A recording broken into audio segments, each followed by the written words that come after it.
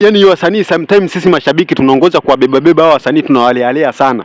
Kwa sababu haiwezekani kila msanii anayetoka kwenye lebo eti sijui msanii kanifanyia hivi, kaninyanyasa. Tuliona wa kwanza alianzaga Harmonize. Ametoka mdomo ulikuwa mwingi sana, sijui ananyanyaswa, sijui na Diamond, sijui nini. Baadaye mpaka inafika stage anakuja kumtukana.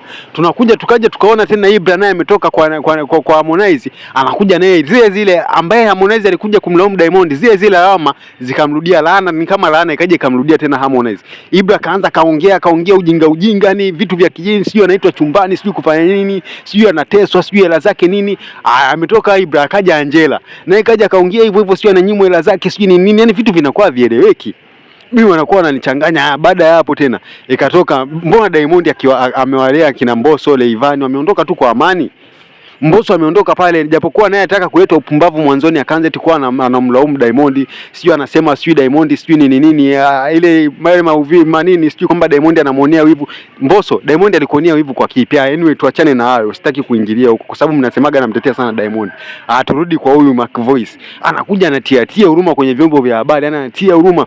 Mimi vitu vingine ninavyonaniliaga nyinyi mnawalea, kwa sababu wewe kama ulikuwa unalala studio kipindi kile, mbona hujai kuposti posti picha hata moja ukiwa studio au video ukiwa studio unalala?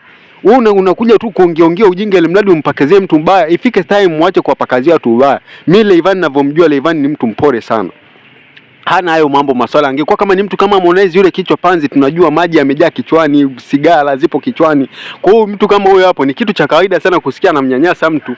Kwa wale kina Angela mimi siwalaumu kwa sababu alikuwa ndio issue zao, wananyanyaswa sana. Sasa wewe hadi Leivani alivyokuwa mpole vile, eti dola milioni. Kwa hiyo unataka kusema Leivani hajawahi kukupa hata kitu, eti hajawahi kutumia hela yote, hajawahi kukupa hata hela?